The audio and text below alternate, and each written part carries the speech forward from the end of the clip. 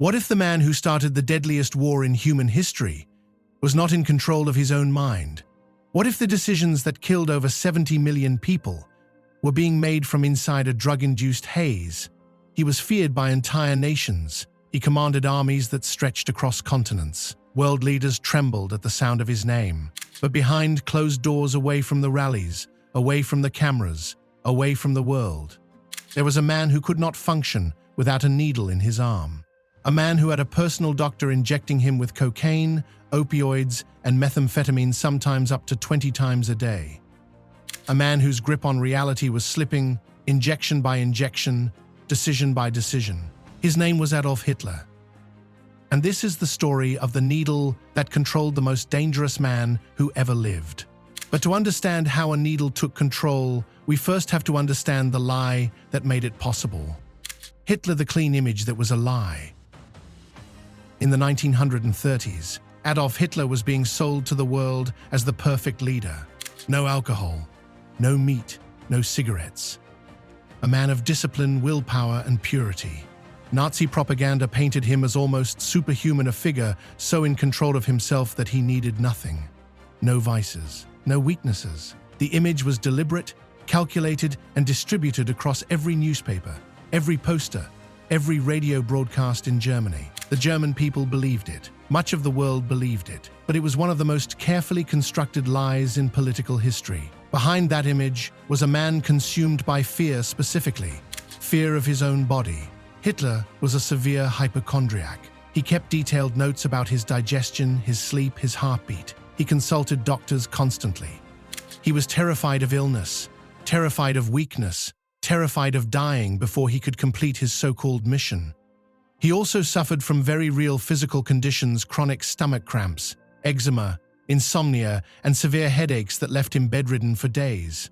And that combination of fear and physical pain opened a door that would let one man walk in and take control, not with a gun, not with an army, but with a syringe. And into that fear walked exactly the wrong kind of man. Dr. Theodor Morell, the doctor who became his dealer in 1936. At a Christmas gathering, Hitler met Dr. Theodor Morell. Most of Hitler's inner circle disliked Morell immediately. They called him dirty, unprofessional, even dangerous. Albert Speer described him as repulsive. Other generals simply refused to be in the same room. But Morell made Hitler one promise: "Give me 1 year, and I will fix your chronic eczema and digestive problems." Hitler agreed, and that agreement changed everything. Morell started with vitamin injections. Hitler felt better almost instantly. He was convinced this man was a genius. He promoted him, protected him, and kept him closer than almost anyone else in his inner circle. What Hitler didn't know, or perhaps didn't want to know, was what else was inside those injections. Over 9 years, Morell administered over 800 injections to Hitler. The list of substances reads like a pharmacist's nightmare. Amphetamines, opioids, testosterone, barbiturates, cocaine nasal drops, and a powerful opioid called Eukodal, the German brand name for oxycodone. He also gave Hitler injections derived from animal organs and glands, treatments that would have been considered experimental even by the standards of the time. Morell kept meticulous medical diaries. After the war, Allied forces recovered those diaries. What they found inside confirmed what many had suspected but few had dared to say out loud. Hitler's inner circle had a name for Morell. They called him the Reichsmaster of Injections. Hermann Göring went further. He privately called him Hitler's personal drug dealer. And Göring wasn't wrong. But Morell wasn't the only one putting chemicals into German veins. The entire Nazi war machine was running on something far darker. Pervitin, when Nazi Germany ran on crystal meth. In 1938, a Berlin pharmaceutical company called Temmler introduced a new pill to the German market. Its name was Pervitin. It was methamphetamine. At the time, it was sold openly, no prescription needed. People described it as a powerful cup of coffee. Housewives took it to get through long days. Students took it before exams. It was in chocolate bars. It was advertised in magazines. It was, for a brief moment, completely normalized.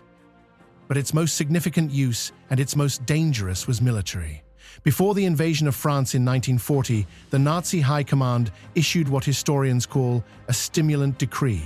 Over 35 million Pervitin tablets were distributed to German soldiers and officers. Doctors were instructed to give the pills freely and without hesitation. The result was terrifying. German tank divisions pushed through the Ardennes forest terrain considered completely impassable by French military planners without stopping to sleep for days. Soldiers reported feeling no fatigue, no fear, no doubt. They moved faster than anyone thought humanly possible. France fell in just 6 weeks. The blitzkrieg that shocked the entire world was partially powered by crystal meth, but the crash always comes. Within months, soldiers began breaking down. They showed up at psychiatric hospitals shaking, paranoid, unable to sleep or eat. Suicide rates among troops climbed sharply. By 1941, the military was forced to restrict Pervitin. The high was over, and the human cost was becoming impossible to ignore. The army had its drug. Now, the Führer was about to get his. How Hitler became an addict in the autumn of 1941. Something happened that had never happened before.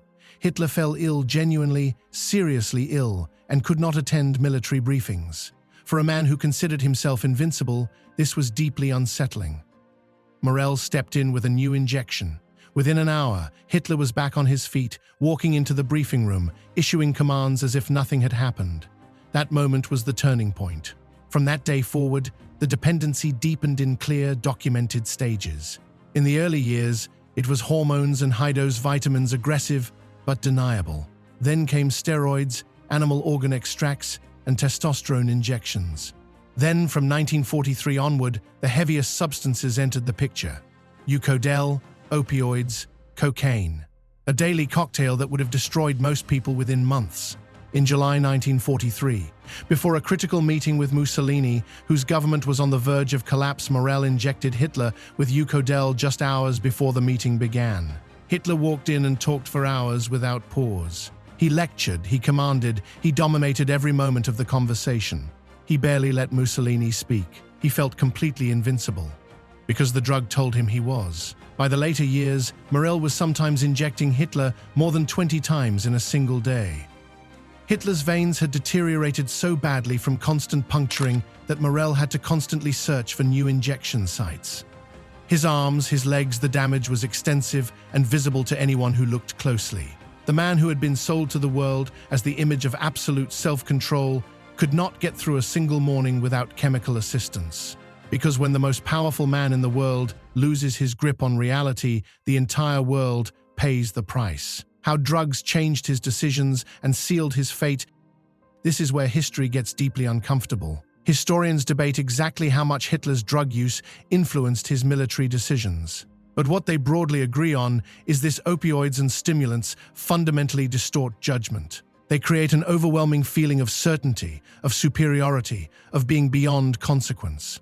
They make the impossible feel achievable. And critically, they amplify paranoia, making a person suspicious of everyone around them, including the very people trying to help. There is also the question of what drugs do to a leader's tolerance for dissent. The generals who disagreed with Hitler were increasingly dismissed, humiliated, or replaced. The circle around him shrank to only those who told him what he wanted to hear. Whether this was driven by ego, ideology, or chemical paranoia, the result was the same. Hitler stopped listening, and when a leader stops listening, catastrophe follows. Look at the decisions made during these years. The invasion of the Soviet Union, a catastrophic two-front war that even his most loyal generals warned against, was launched with a reckless, almost delusional confidence that had no basis in military reality. Stalingrad, where Hitler refused to allow his surrounded army to retreat, condemning over 300,000 German soldiers to death or Soviet captivity, was driven by a refusal to accept reality that went far beyond stubbornness. His generals begged him. He refused. The army was destroyed. And on D-Day, June 1944, when Allied forces landed on the beaches of Normandy in the largest military invasion in history, Hitler was asleep, heavily sedated, and no one in his staff had the courage to wake him. The panzer tank divisions that could have driven the Allies back into the sea sat completely idle for critical hours. These were not just strategic mistakes. These were the decisions of a man whose grip on reality had been chemically corroded injection by injection, year by year, decision by decision. But every addiction has a breaking point, and Hitler's was coming faster than anyone inside that bunker realized. inside the bunker when the drugs ran out. By late 1944, Allied bombing campaigns had systematically destroyed much of Germany's pharmaceutical infrastructure. The Merck factory in Darmstadt, one of the primary production sources of Eukodal, was reduced to rubble. The supply was gone. For a man who had been receiving close to 1,000 injections a year, this was not a minor inconvenience. This was a complete physical and psychological catastrophe. Paranoia so extreme it was indistinguishable from full psychosis, hallucinations, an unbearable sensation of his skin crawling. The complete and visible unraveling of a man who had once stood before millions and commanded their absolute devotion.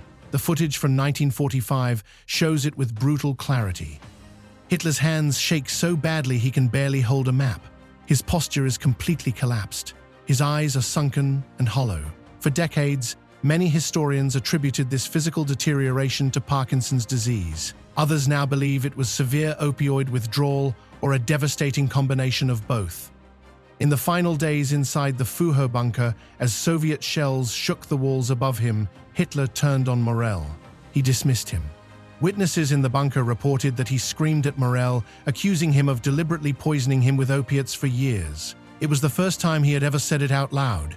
On April 30th, 1945, Adolf Hitler shot himself. Berlin was falling around him. The Third Reich was finished. The man who had believed himself chosen by fate, beyond weakness, beyond consequence, was gone, broken, withdrawn, and utterly alone. The story of Hitler's drug use is not just a historical footnote. It is a warning. Power does not make a person immune to weakness. In fact, it often makes weakness easier to hide and far more dangerous when it finally surfaces. A man controlled entire nations. He reshaped the map of the world. He sent millions to their deaths. And he couldn't face a single day without a needle. If you found this video interesting, hit the like button and subscribe for more documentaries that go beyond the surface into the stories history doesn't always tell you. Well, see you in the next one.